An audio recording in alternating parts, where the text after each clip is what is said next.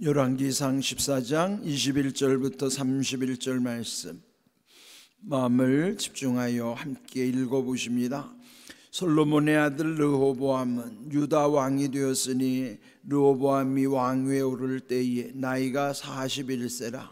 여호와께서 자기 이름을 두시려고 이스라엘 모든 지파 가운데서 택하신 성읍 예루살렘에서 17년 동안 다스리니라.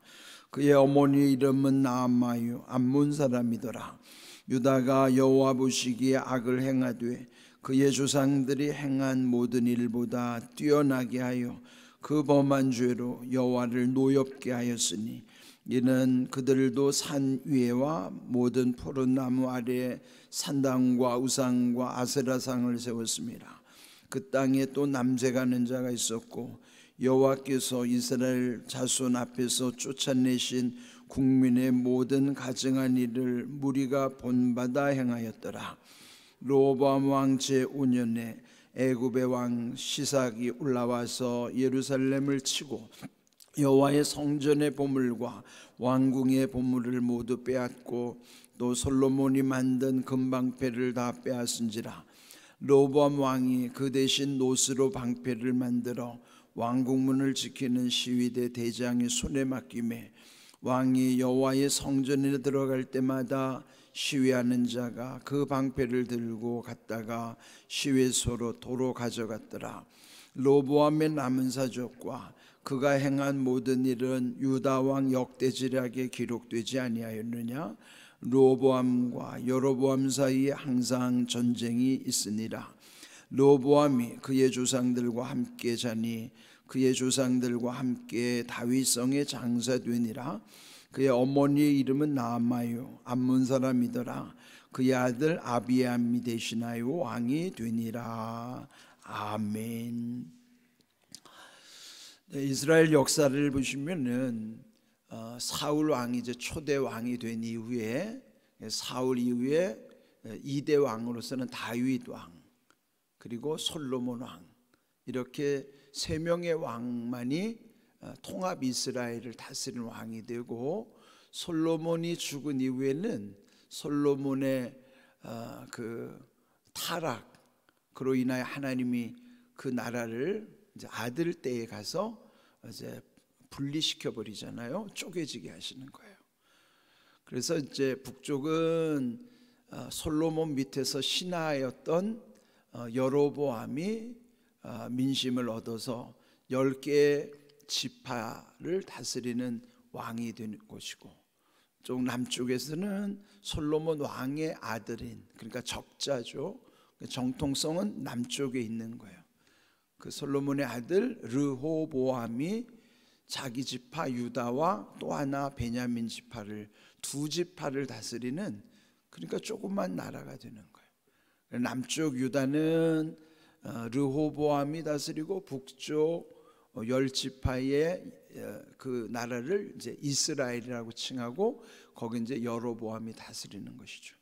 그런데 이제 14장에서 보면은 북왕국 이스라엘의 그 여로보암이 하나님 앞에 악행을 하다가 그도 이제 비참한 최후를 맞이했고, 이제 오늘 읽은 말씀에 보면은 여기에는 이 남쪽에 르호보암에 관한 내용이 이제 기록이 되어 있는 거예요.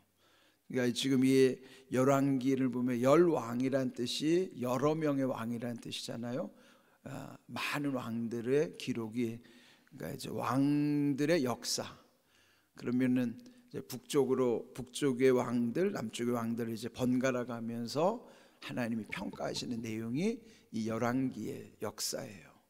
이제 오늘 읽은 말씀을 보면은 이제 남왕국 솔로몬 이후에, 그러니까 분열이 왕국으로서는 처음 왕이 된 거죠.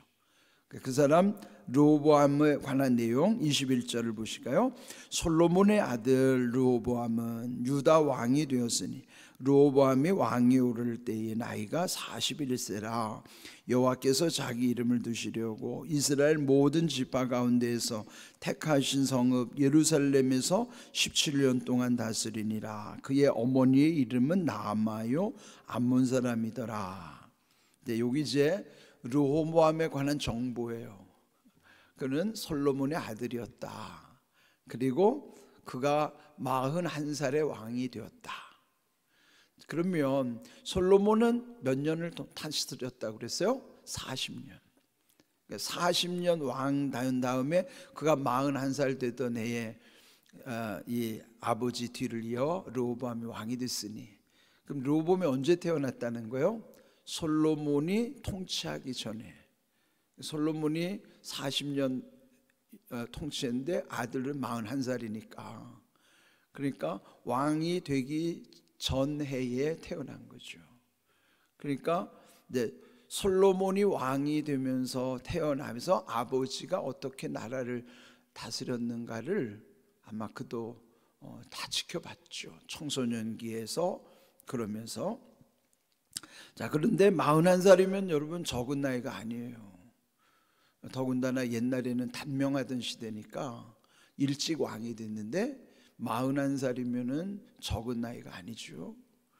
그런데 그가 17년, 아버지는 40년을 다스렸지만은 르호보암은 17년을 통치했다.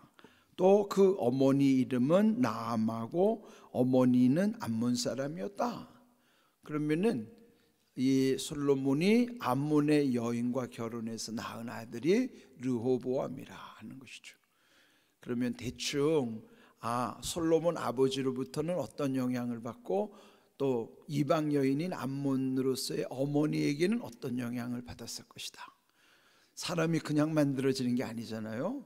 조상의 유전자를 받고 또 조상의 영향을 다 미쳐서 오늘 나라는 존재가 만들어지잖아요.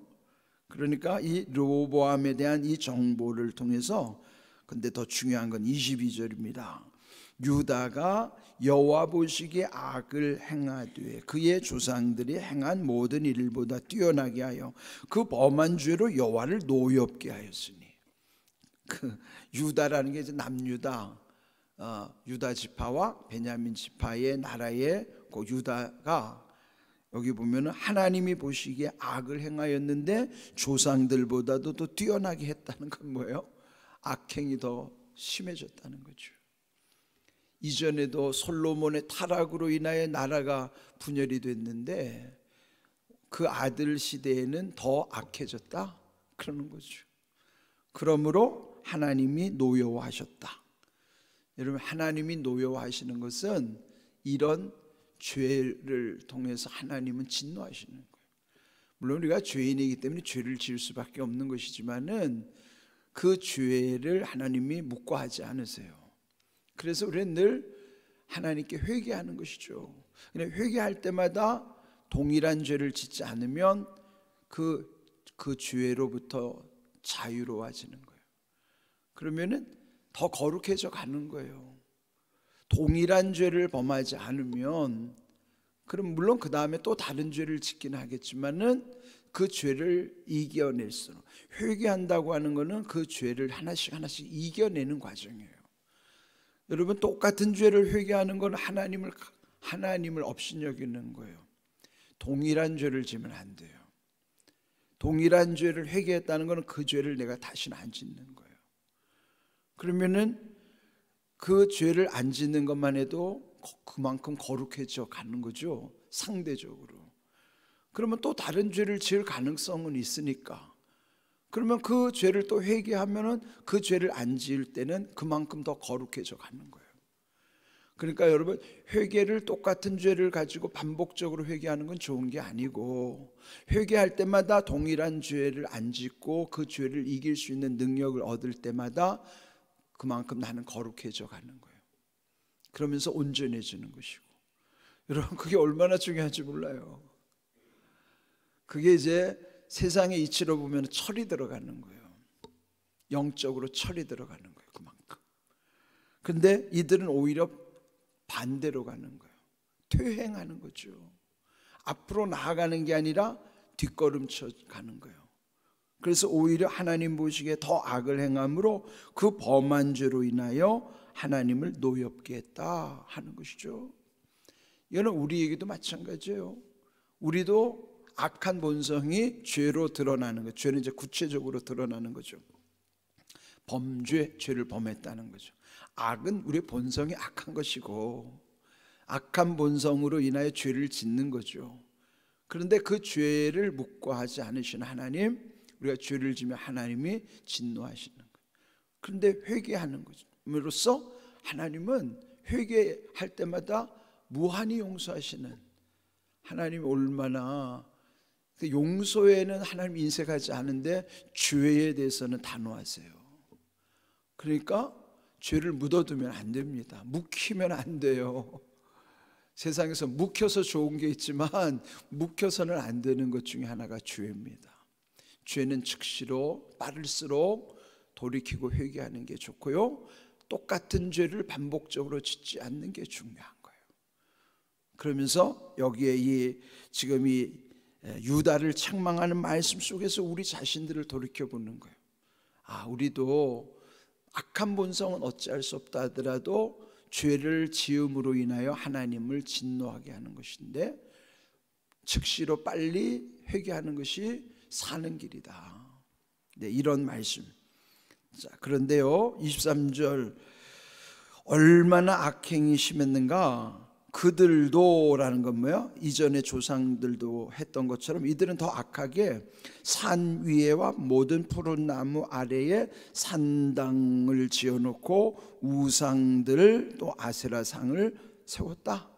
그러니까 모든 우상들을 이제 들여오기 시작한 거예요. 여러분, 우상의 특징은 우상은 하나만 있는 게 아니라 우상들이 되는 거예요.